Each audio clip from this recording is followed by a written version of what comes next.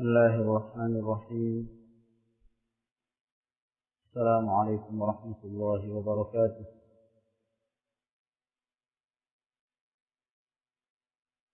إن الحمد لله نحمده ونستعينه ونستغفره ونعوذ بالله من شرور أنفسنا ومن سيئات أعمالنا. من يهده الله فلا مضل له ومن يضلل فلا هادي له. وأشهد أن لا إله إلا الله وحده لا شريك له. وأشهد أن محمدا عبده ورسوله. يا أيها الذين آمنوا اتقوا الله حق تقاته ولا تموتن إلا وأنتم مسلمون. يا أيها الناس اتقوا ربكم الذي خلقكم من نفس واحدة وخلق منها زوجها وبث منهما رجالا كثيرا ونساء. واتقوا الله الذي تساءلون به والأرحام إن الله كان عليكم رقيبا. يا أيها الذين آمنوا اتقوا الله وقولوا قولا سديدا يصلح لكم أعمالكم ويغفر لكم ذنوبكم. ومن يطع الله ورسوله فقد فاز فوزا عظيما. أما بعد فإن أصدق الحديث كلام الله تعالى وخير الهدي هدي محمد صلى الله عليه وعلى آله وسلم وشر الأمور محدثاتها فإن كل محدثة بدعة وكل بدعة ضلالة وكل ضلالة في النار. معاشر المسلمين والmuslimat rahimakumullah. Kembali kita melanjutkan pelajaran tafsir Al-Quran Al-Karim. Dan kita masih dalam penjelasan ayat-ayat yang terdapat dalam surah Al-Insan. Dan terakhir kita sampai kepada ayat yang ke-14. Nah, ayat yang ke-14 di mana Allah Subhanahu wa taala menjelaskan kenikmatan-kenikmatan yang dirasakan oleh ahlul jannah, oleh orang-orang yang ketika mereka di dunia bersabar dalam melaksanakan ketaatan kepada Allah Rabbul Alamin, melaksanakan perintah, menjauhi larangan-larangan Allah Subhanahu wa ta'ala, dan mengharapkan rahmat dan keridhaan dari Allah Subhanahu wa ta'ala. Maka mereka mendapatkan kenikmatan-kenikmatan yang tidak pernah mereka merasakan sebelumnya, yaitu al-jannah. Di dalamnya mereka menikmati apa saja yang mereka inginkan. Mereka bersandar di atas araik, di atas ranjang-ranjang mereka, atau di atas sofa-sofa mereka, dalam keadaan mereka tidak merasakan kepanasan ataukah dingin yang sangat. Mereka di dalamnya penuh dengan kenikmatan, penuh dengan kebahagiaan, tidak ada kelelahan. Lalu kemudian pada ayat yang berikutnya Allah Tabaraka wa Ta'ala masih menyebutkan tentang sebahagian kenikmatan yang akan dirasakan oleh ahlul jannah. Apa yang mereka makan, apa yang mereka minum, apa yang mereka pakai. Maka pada ayat yang ke-15 Allah Subhanahu wa Ta'ala berfirman, wa yutafu alaihim bi'aniyatin min fiddatin wa akwabin kanat qawarira. Dan dikelilingi atas mereka, yakni mereka al-abrar, orang-orang yang taat, orang-orang yang dimasukkan ke dalam surga,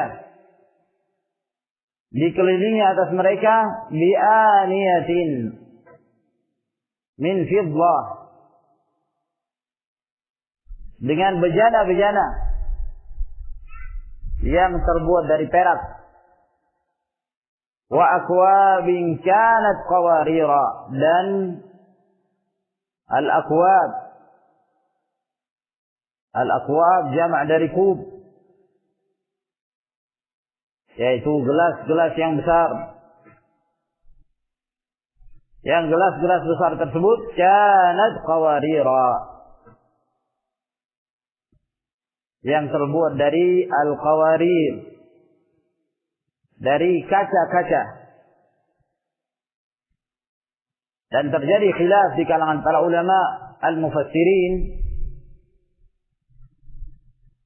dalam menjelaskan ayat Allah Subhanahu wa taala ini tentang bejana, demikian pula al-akwab, gelas-gelas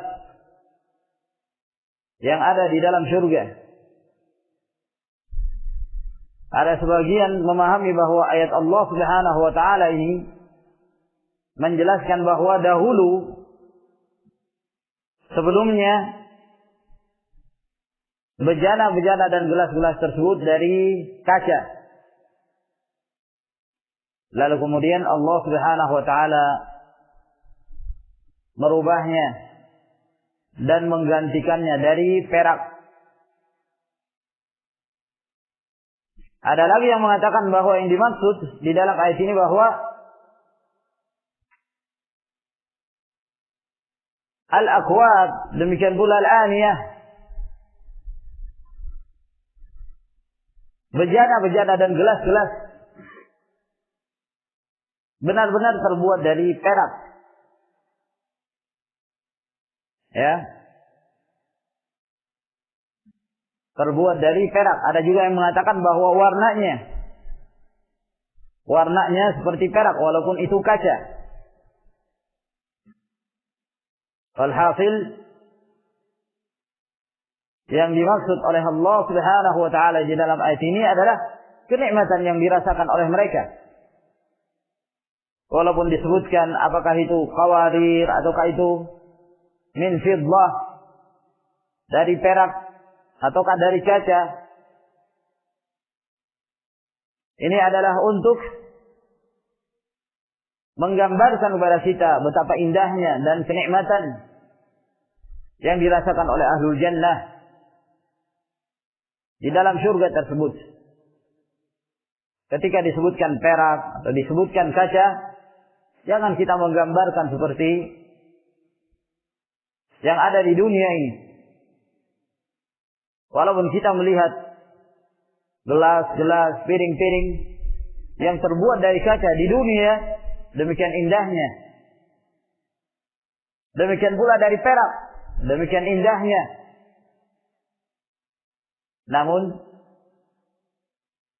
sebagaimana yang disebutkan oleh Ibn Abbas radhiyallahu ta'ala anhuma, laisa fil jannati mimma fid dunya illa al-asma'.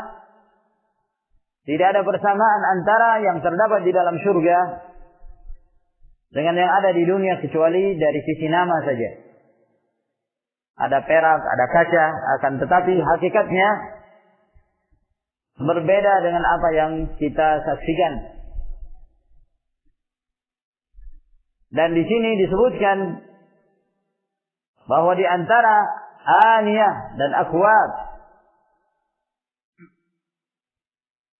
bejana-bejana dan gelas-gelas tersebut yang Allah Subhanahu wa taala ciptakan dari perak, yang menunjukkan bahwa ahlul jannah merasakan kenikmatan yang luar biasa disebabkan karena kesabaran mereka ketika di dunia. Rasulullah alaihi salatu wassalam yang telah melarang umatnya untuk makan dan minum dari gelas atau piring yang terbuat dari emas dan yang terbuat dari perak. Dan beliau mengatakan, fa innaha lahum fid dunya wa lakum fil akhirah. Biarkan bagi orang-orang kafir itu menikmatinya di dunia. Demikian banyaknya harta yang dimiliki oleh orang-orang kafir, sampai-sampai di antara mereka membuat piring emas, membuat gelas dari emas ataukah dari perak, lalu mereka menikmati harta mereka itu. Biarkan mereka bersenang-senang. Wahai kaum muslimin, fa innaha lakum fil akhirah. Dan itu untuk kalian nanti di akhirah. Kata Nabi sallallahu alaihi wasallam. Lalu kemudian Allah melanjutkan, qawarir min fiddatin qaddaruha taqdira. Bahwa kaca-kaca tersebut dari perak. Bagaimana kita sebutkan bahwa ada yang menjelaskan yakni warnanya atau kebersihannya sehingga nampak seperti perak dalam hal putihnya. Sebagaimana yang dinukilkan dari Al-Hasan Al-Basri rahimahullahu taala dalam menjelaskan ayat ini, qawarir min fiddah, ay safa'ul qawarir fi bayadil fiddah. Jernihnya kaca tersebut yang menampakkan putihnya perak. Qaddaruha taqdira. Yang mereka telah mengukurnya dengan sebenar-benar pengukuran. yakni terisi apa saja yang mereka inginkan. Kalau mereka menginginkan air, maka gelas-gelas tersebut berisi air. Air yang standarnya pas. Tidak lebih dan tidak pula kurang. Yang menjadikan mereka itu benar-benar puas dalam menikmati minuman-minuman yang ada di dalam surga. Ada juga yang mengatakan qadzaruha taqdira, yakni tidak sampai tumpah, namun penuh. Gelas tersebut penuh dan tidak kurang airnya dan selalu dalam keadaan tersedia. Ya. Selalu apa saja yang mereka inginkan, kapan mereka ingin minum apa saja. Itu gelas-gelas sudah tersedia penuh dengan berbagai jenis minuman. Kenikmatan yang mereka rasakan. Wa yusqawna fiha ka'san kana mizajuha zanjabila. 'Ainan fiha tusamma salsabila. Dan mereka penduduk surga itu diberi minum. Ahlul ta'ah, orang-orang yang taat, yang merasakan kenikmatan dari Allah Subhanahu wa taala, maka mereka diberikan minum di dalam surga itu ka'san. Ka'san yaitu gelas yang selalu terisi minuman. Ya. Kalau tidak terisi minuman, itu masih bernama ina. Yang jamaknya aniyah yang kita sebutkan tadi. Tapi kalau disebut al-ka'su,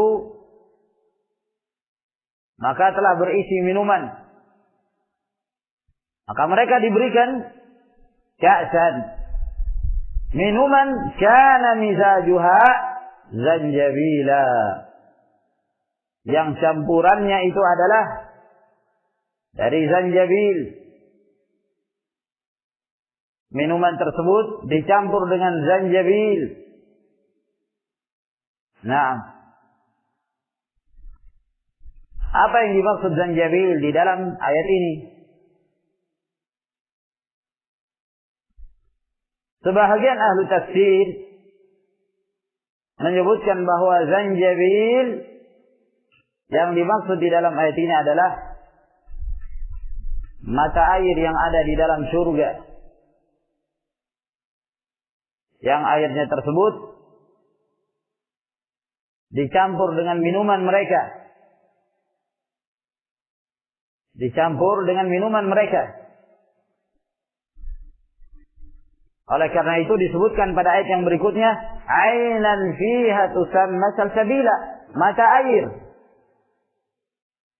Hingga mereka mengatakan bahwa zanjabil adalah nama dari sebuah mata air yang ada dalam surga, yang airnya itu dicampur untuk minuman mereka. Ada sebagian ahli tafsir mengatakan bahwa zanjabil, ini zanjabil, jahe. Nah, jahe dicampur untuk minuman mereka. Nah, apakah berdasarkan pendapat ini kemudian kita mengambil faedah tentang dianjurkannya minum jahe? Ya. Jangan sampai mungkin ada yang memakai ayat ini ya, untuk melariskan dagangannya kalau dia pedagang jahe.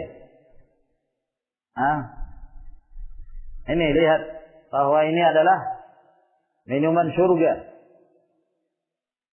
Minuman surga. Apakah yang demikian benar? Bolehkah dijadikan sebagai alasan tentang dianjurkannya minum jahe berdasarkan ayat ini? Jawabannya adalah tidak.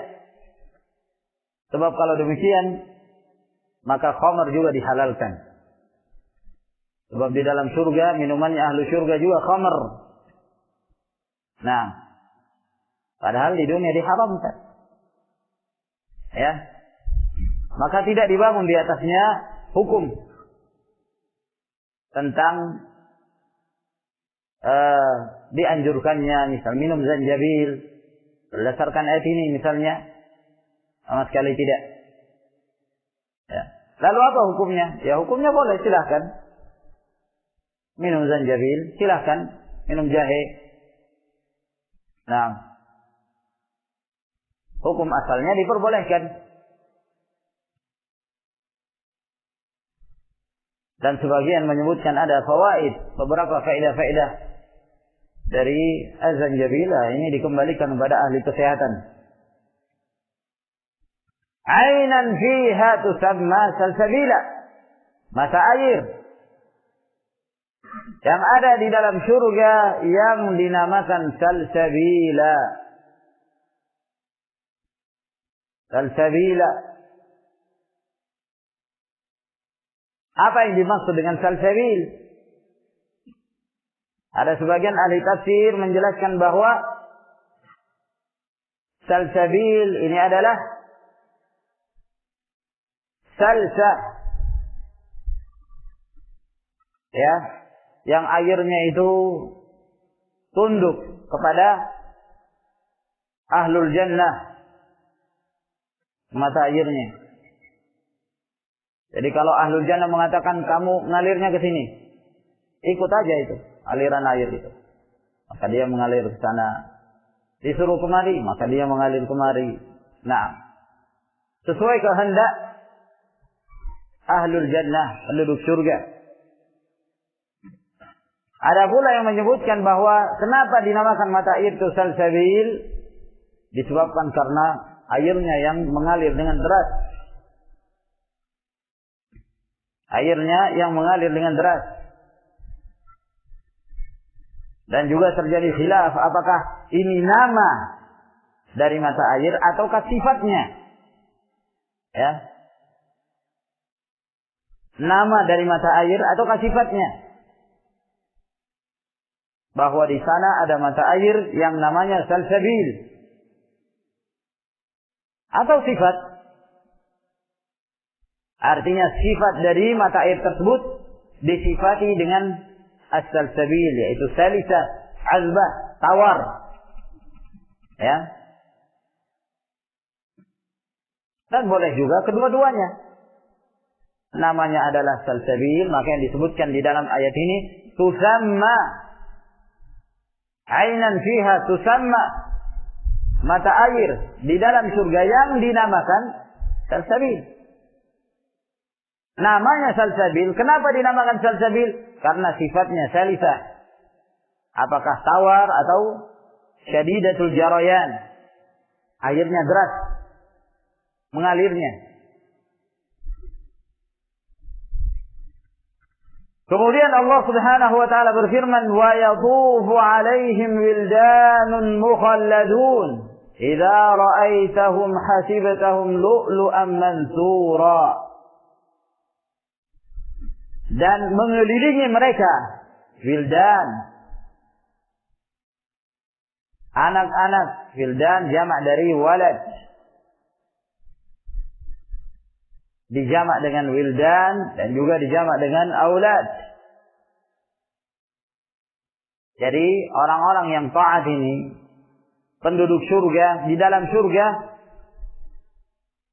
itu akan dikelilingi oleh anak-anak wildan. Yang sifat dari anak-anak ini mukhalladun. Mukhalladun.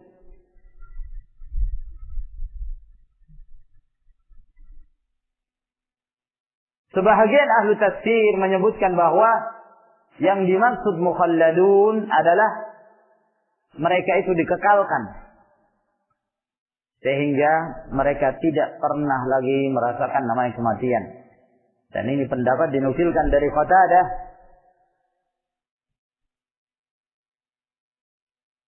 radhiyallahu taala anhu. Ada pula yang mengatakan bahwa yang dimaksud dengan mukhalladun yaitu mereka menggunakan gelang-gelang. Ada lagi yang mengatakan mereka menggunakan anting-anting di telinga-telinga mereka.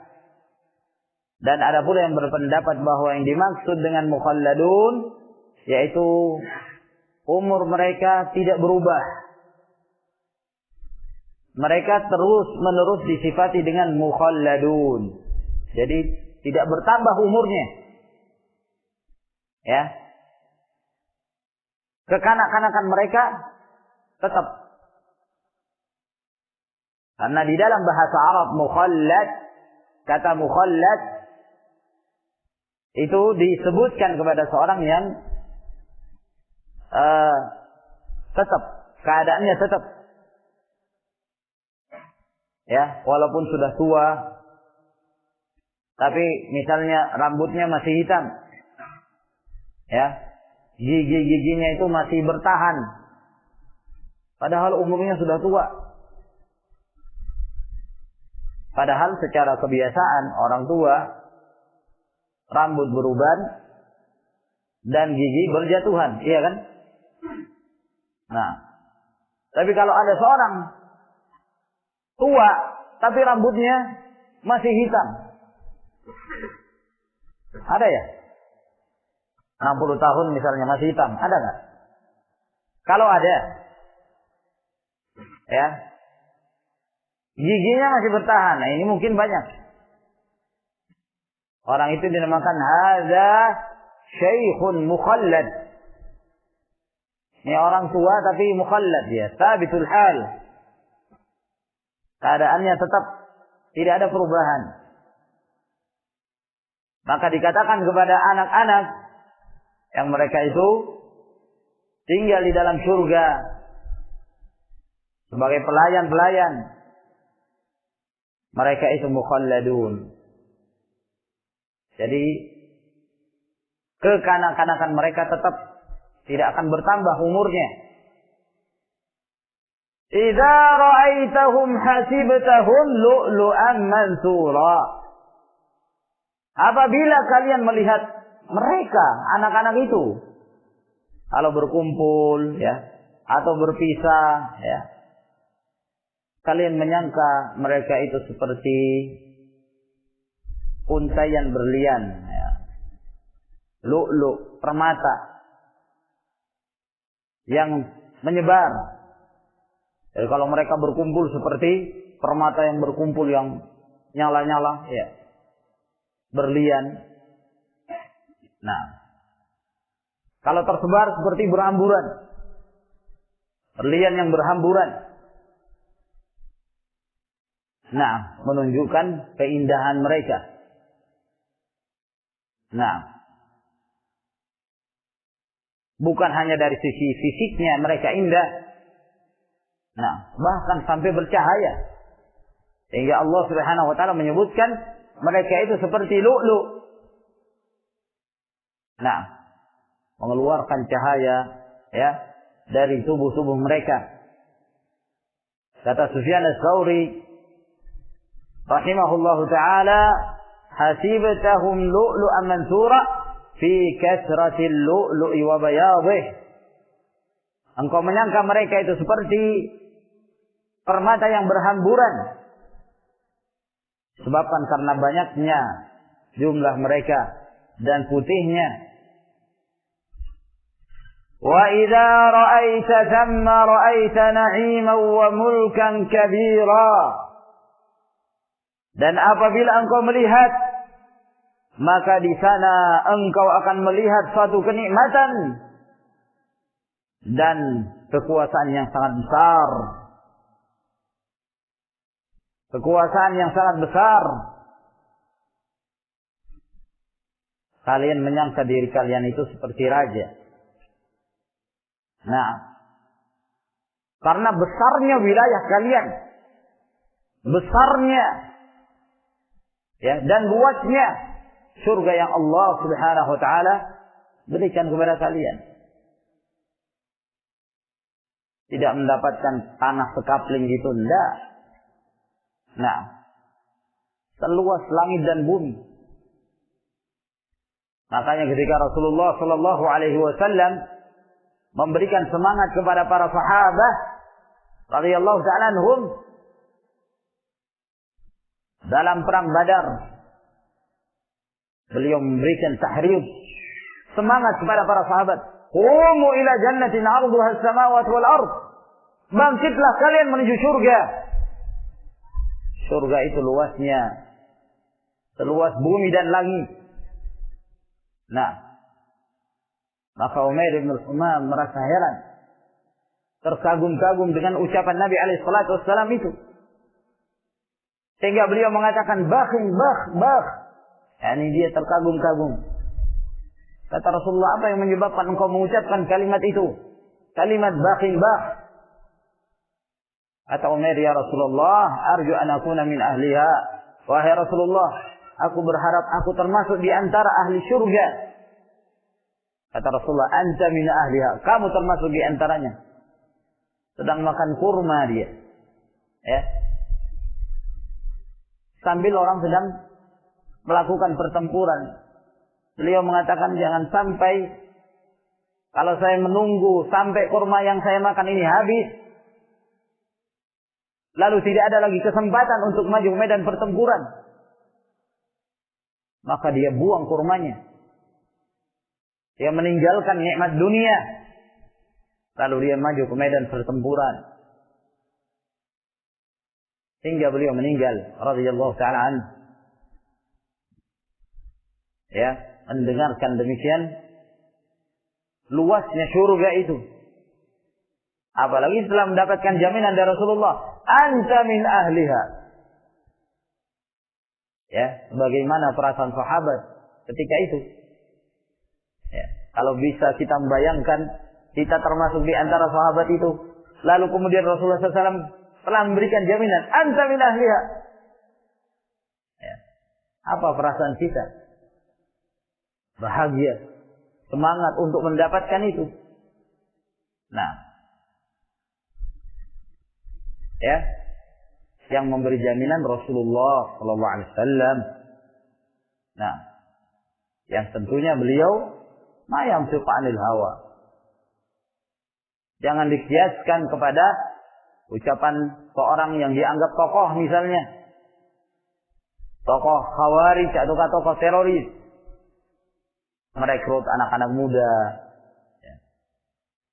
Kamu siap untuk meledakkan restoran ini atau yang itu?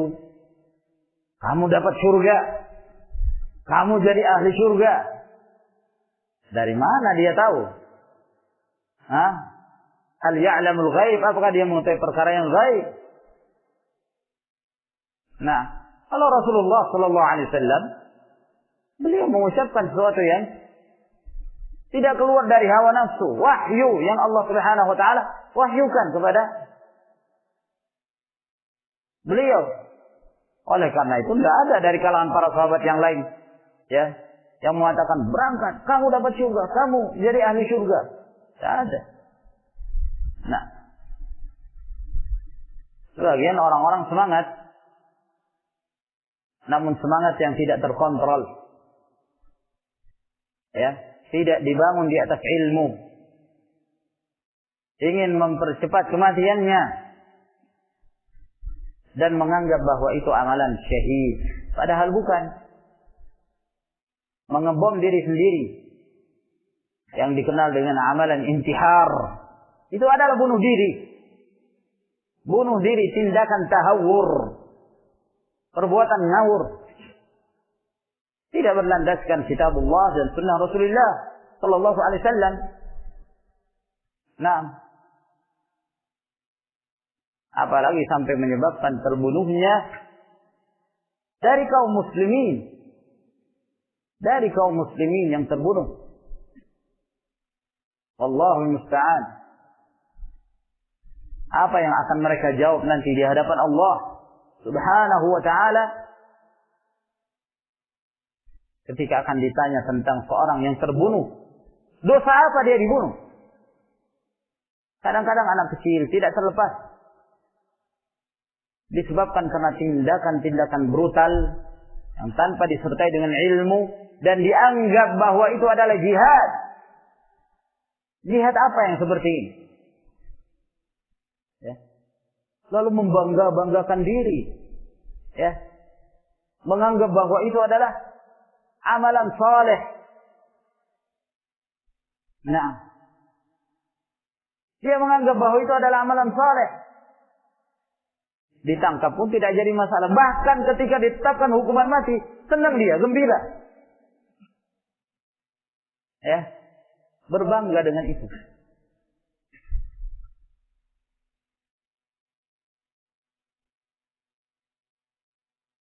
Kelompok Al-Ikhwanul Muslimun, mereka yang terlibat dalam pembunuhan Anwar Sadat, Presiden Mesir pada waktu itu, setelah Jamal Abdul Nasir. Ya. Itu ketika akan dieksekusi, akan dihukum tembak, ibunya datang. Nah, ibunya menghadiri kejadian itu sambil membawa keranjang. Nah, lalu kemudian sebelum dieksekusi dikatakan kepada ibunya, kalimat apa yang engkau hendak sampaikan kepada anakmu? Maka dia mengatakan pada anaknya, Ish hamidan wa mut syahidan. Nah, hiduplah dalam keadaan terpuji, matilah mati dalam keadaan syahid. Ya. Atau dia mengatakan ketika melihat anaknya itu sedang memakai pakaian, pakaian yang siap untuk dieksekusi, dia mengatakan ilbas jadidan wa ish hamidan wa mut syahidan.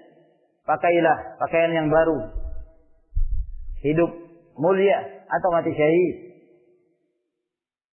Setelah ditembak, eksekusi, ibu ini buka keranjangnya lalu bagi-bagi, ternyata isinya itu kue. Bagi-bagi kue dia. Nah, dibagikan kepada ya eksekutor dan yang lainnya, yang hadir. Yang lain heran, ada apa ini? Kenapa? Ya, saya sedang merayakan walimahan anak saya. Sekarang dia sedang menikah dengan bidadari di dalam surga. Ya. Subhanallah. Semangat tanpa ilmu. Dari mana dia tahu? Hah? Dari mana dia mengetahui? Nah. Dan begitulah. Al-Khawarij. Itu subhanallah. Kalau seorang melihat mereka dengan penglihatan sebagai seorang yang jahil, tidak dibangun di atas ilmu, itu semangat. Ya. Semangatnya mungkin berubah. Ya. Panas. Ingin seperti itu juga. Menganggap bahwa itu kepahlawanan dan keberanian. Nah, kalau tidak dilihat dari sisi syar'i. Nah, tapi coba kita memandang setiap permasalahan dari sisi syar'inya. Tidak setiap orang yang rajin sholat malam itu baik. Jangan dilihat dari sisi itunya saja. Kan begitu. Tidak setiap orang yang jidatnya hitam itu pasti masuk surga. Tidak setiap, walhasil jangan terpengaruh dengan al-zahir. Harus setiap perkara harus dinilai dengan ilmu. Hadis yang kita sebutkan dalam pelajaran Sahihul Adabil Mufrad, ketika Rasulullah Shallallahu Alaihi Wasallam ditanya tentang seorang wanita, ada seorang wanita rajin sholat lail, rajin puasa di siang hari, rajin bersedekah, rajin melakukan ini dan itu, tapi dia suka mengganggu tetangganya dengan lisannya. Mungkin dia suka mencela, mungkin dia suka mencaci maki tetangganya, mengganggu tetangganya. Kata Rasulullah Shallallahu Alaihi Wasallam, la khaira fiha. Ia min ahlin nar. Tidak ada kebaikan orang ini. Dia termasuk penduduk neraka. Padahal terlihat sholat malam, puasa di siang hari. Nah, tidak ada jaminan. Hadis yang diriwayatkan oleh Bukhari dan Muslim. Ada seorang ya, yang kalau dalam pertempuran, subhanallah, orang ini selalu berada di garis terdepan. Selalu menebas leher-leher musuh. Orang-orang kafir, orang-orang musyrikin. Ini di zaman Rasulullah Sallallahu Alaihi Wasallam. Saking beraninya orang ini, sampai para sahabat mengatakan, orang ini telah mendahului kami untuk masuk ke dalam surga. Mereka berbaik sangka kepada orang itu. Sampai berita itu kepada Rasulullah, kata Nabi Sallallahu Alaihi Wasallam, huwa min ahli nar. Dia termasuk penduduk neraka. Kaget para sahabat. Dari sisi mana? Namun Rasulullah mengucapkan itu dengan wahyu. Kalau kita secara zahir bisa memandang, Masya Allah orang ini tawadhu, Masya Allah orang ini jenggotnya panjang, lebat. Lalu dilihat dari sisi-sisi yang zahir ini. Lalu kemudian seorang demikian cepatnya terpengaruh.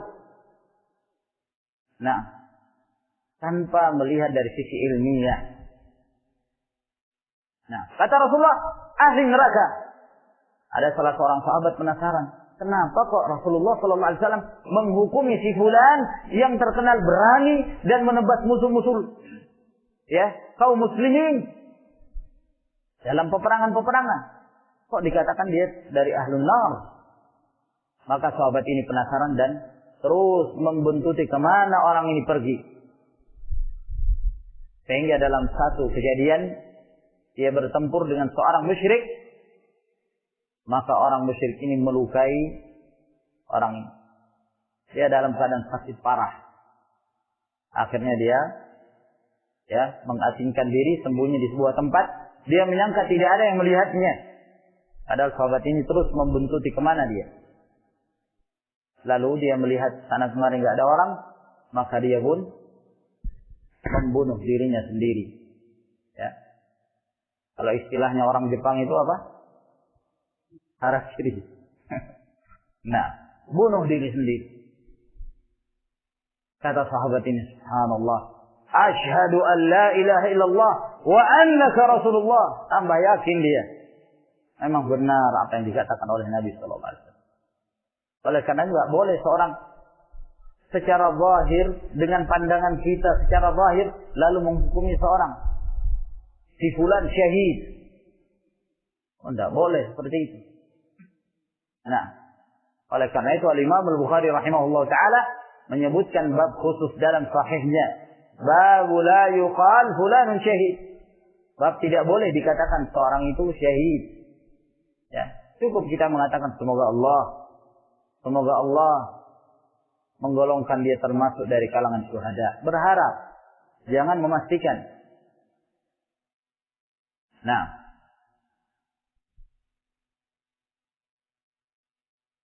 aliyahum thiyabu sundusin khudrun wa istabraq. Tinggi mereka, aliyahum.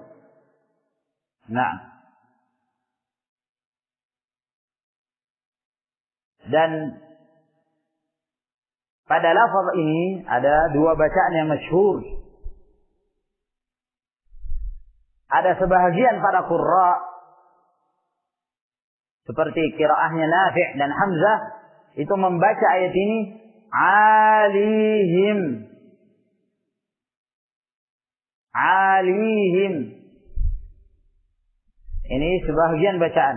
Jadi ya-nya itu disukun, tidak di fathah. Alihim thiyabu sundus. Adapun bacaan yang lain yang masyhur dan itu bacaan kita dengan di fathah aliyahum yang berkedudukan sebagai hal. Ya. Nah, maka pakaian mereka itu di atas ranjang-ranjang mereka. Di atas mereka. Apa yang ada di atas mereka? Thiyabu sundusin khudrun wa istabraq. Di atas pakaian mereka itu pakaian-pakaian sundus. Nah, kata ahlul lughah, ahli bahasa, bahwa as-sundus yaitu sutra yang sangat halus. Sutra yang sangat halus. Khudrun wa istabraq. Thiyabu sundusin khudrun wa istabraq. Pada lafaz ini pula ada 4 bacaan. Sebahagian ahlul qiraah, dan itu bacaannya Ibnu Katsir, Syu'bah, dari Asim. Mereka membaca aliyahum thiyabu sundusin khudrin dengan dikasrah khudrin wa istabraqun. Istabraqnya di dhammah marfu'. Ada sebagian bacaan dalam qiraahnya Abu Amr dan Ibnu Amir terbalik, kebalikan dari yang pertama. Aliyahum thiyabu sundusin khudrun wa istabraqin. Khudrun di dhammah, istabraq di kasrah. Sebagian bacaan, dan itu qiraahnya Nafi' dan bacaannya Hafiz dari Asim, dua-duanya di dhammah. Aliyahum thiyabu sundusin khudrun wa istabraqun. Dan itu yang bacaan masyhur kita ya, di mushaf seperti itu. Dua-duanya di dhammah. Dan bacaan yang keempat yaitu bacaannya Hamzah dan Al-Kasai, dua-duanya di kasrah majrur. Aliyahum thiyabu sundusin khudrin wa istabraqin. Nah, alhasil ini bacaan Ya, ini ada beberapa perbedaan bacaan dan semuanya sahih. Ya, hanya saja kita mengingatkan bahwa hendaklah seorang membaca bacaan yang masyhur ya di negerinya. Jangan mengambil bacaan yang lain kecuali kalau dia telah berilmu tentangnya. Nah, jadi jangan sampai misalnya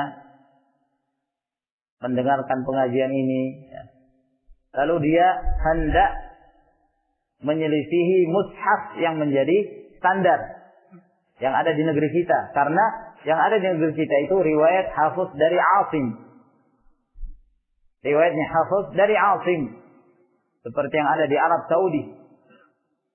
Nah, maka kita baca seperti bacaan tersebut, riwayat tersebut.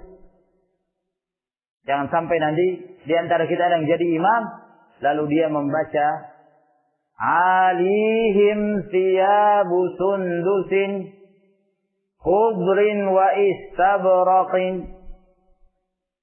Ya. Lalu ditegur, mungkin makmumnya ada yang hafal surah itu. Kenapa antum baca surah ini? Keliru. Apa yang keliru? Memang terjadi khilaf di kalangan para ulama. Jangan sampai seperti itu. Tak boleh. Ya. Harus punya ilmu dulu tentang qiraah. Agar jangan dia la yulaffiq baina qiraah wa qiraah. Tidak boleh mencampur antara satu qiraah dengan qiraah yang lain. Tak boleh. Kalau baca qiraah ini, itu tuh. Itu yang dibaca. Nah, baca qiraah yang lain, maka harus dibaca qiraah tersebut. Jangan satu ayat baca qiraah Hafiz dan dari Asim. Ayat yang berikutnya baca qiraahnya Hamzah. Nah, jadi kacau. Dan dia akan berbuat bid'ah akhirnya. Membaca sesuatu yang tidak pernah dibaca oleh orang-orang terdahulu. Maka tidak boleh dicampur. Dan yang dimaksud dengan istabraq, yaitu sutra. Ya. Cuman perbedaan antara sundus dengan istabraq ini, bahwa kalau as-sundus, sutra yang tipis, halus, lembut. Ya. Sedangkan al-istabraq, yaitu sutra yang tebal. Itu secara bahasa. Sekali lagi kita menyebutkan secara bahasa ya agar jangan difahami bahwa di dalam surga seperti apa yang kita bayangkan. Nah, lalu kemudian Allah Subhanahu wa taala berfirman, "Wa hullu asawir min fiddatin wa saqahum rabbuhum syaraban tahura." Wa hullu, dan mereka dipakaikan asawir, gelang-gelang min fiddah, dari perak. Wa saqahum rabbuhum syaraban tahura, dan Rabb mereka Allah Subhanahu wa taala akan memberikan minum kepada mereka dengan minuman yang tahur. Minuman yang benar-benar bersih, tidak ada kotoran sedikit pun. Ya. Tidak ada debunya, tidak ada kotorannya, tidak ada yang mendatangkan penyakit, tidak ada yang menjadi najis. Nah, dan kalau keluar keringat mereka, yang keluar itu adalah harum, lebih harum dari minyak kasturi. Inna hadza kana lakum jazaa'an wa kana sa'yukum mashkura. Sesungguhnya ini bagi kalian adalah merupakan balasan. Dan sesungguhnya apa yang telah kalian amalkan itu disyukuri. Allah Subhanahu wa ta'ala telah memberikan balasan yang terbaik dari apa yang kalian amalkan. Amalan kalian itu masykur. Ya, Allah Subhanahu wa ta'ala mensyukuri usaha kalian. Lihat bagaimana maha pemurahnya Allah. Kalau kita lihat ma'asyiral ikhwah rahimakumullah, amalan kita ini tidak ada apa-apanya. Amalan manusia sebenar-benarnya dan sesungguhnya dia dalam beramal tidak ada apa-apanya dan tidak bisa dibandingkan dengan kenikmatan surga. Oleh karena itu kata Nabi sallallahu alaihi wasallam, "Ilamu annahu la yadkhulul jannata ahadun minkum bi'amali." Ketahuilah, tidak seorang pun dari kalian itu yang masuk surga karena amalan. Karena amalan kita ini tidak bisa diandalkan. Orang itu masuk ke dalam surga karena rahmat Allah Subhanahu wa taala, karena keridhaan Allah Subhanahu wa taala. Maka kita selalu berharap keridhaan. Jangan berbangga dengan amalan. Ya. Barang siapa yang terpedaya, tertipu dengan amalannya, dia berbangga dengan amalannya, menunjukkan bahwa dia akan merugi. Ya.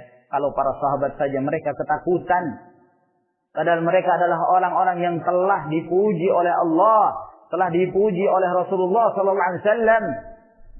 Namun mereka takut jangan sampai mereka ditimpa kemunafikan. Umar bin Khattab ketakutan, Abu Bakar As-Siddiq ketakutan jangan sampai mereka ditimpa kemunafikan. Para sahabat, kata Abdullah bin Abi Mulaikah, laqad laqitu 30 min ashabi Rasulillah sallallahu alaihi wasallam kulluhum yakhafu ala nafsihi nifaq. Aku telah bertemu 30 sahabat Nabi sallallahu alaihi wasallam. Mereka semuanya takut ditimpa kemunafikan pada diri mereka. Tidak seorang pun dari kita masuk surga karena amalan. Bahkan kata Nabi alaihi salatu wasallam, man nuqishal hisabu yahlik. Siapa yang kalau amalannya itu dicek satu persatu akan binasa dia, akan masuk neraka dia. Nah, akan tetapi Allah Subhanahu wa taala dengan rahmatnya memberikan hisab yang mudah bagi kaum mukminin. Nah, wa man utiya kitabahu bi yaminihi fasawfa yuhasabu hisaban yasira. Siapa yang diberikan kitabnya dengan tangan kanannya, maka dia akan dihisab dengan hisab yang mudah. Ya, tidak dipersulit. Di mana itu hisab yang mudah? Dilihat ada amalan keburukannya ditutupi oleh Allah. Ya, dilewatkan begitu saja oleh Allah Subhanahu wa taala. Terus dilewatkan. Kenapa? Karena Allah mengetahui bahwa di antara amalan-amalannya ada yang Allah ridai, ada yang Allah senangi. Nah, sehingga itu menggugurkan kesalahan-kesalahan dia yang lain. Lihat tentang hadis yang diriwayatkan oleh Tirmidzi ketika Rasulullah sallallahu alaihi wasallam menyebutkan tentang seseorang yang ditimbang kejahatannya. Kejahatannya itu lembaran kejahatan dia 99 sijil. Satu sijil itu lembarannya sejauh mata memandang. Ya. 99 catatan. Kita bisa bayangkan demikian banyak dosa yang dikerjakan oleh orang ini. Lalu kemudian Allah mengatakan kepadanya, kamu mengakui ini semua? Iya, saya mengakui. Apakah kamu punya kebaikan? Saya merasa tidak punya kebaikan, ya Allah. Kata Allah, engkau tidak akan dizalimi. Lalu diperlihatkan. Ya. Bitaqah. Ya. Diperlihatkan selembaran. Yang di dalamnya tertulis la ilaha illallah. Ini amalan soleh kamu. Kata orang ini, apa faedahnya? Dibandingkan demikian banyak lembaran-lembaran kesalahan. Kata Allah, kamu tidak akan dizalimi hari ini. Karena keikhlasan dia ketika di dunia. Ikhlas mengharapkan keridhaan Allah Subhanahu wa ta'ala. Maka ditimbang amalan salehnya. La ilaha illallah. Karena saking beratnya la ilaha illallah yang ada pada orang ini. Menerbangkan 99 lembaran-lembaran kesalahan. Nah, yang menunjukkan bahwa seorang sangat butuh kepada rahmat Allah, pada keridhaan Allah Subhanahu wa taala. Jangan dia terpedaya dan tertipu dengan amalan saleh yang dia kerjakan. Baik, sampai di sini ma'asyiral ikhwah rahimakumullah.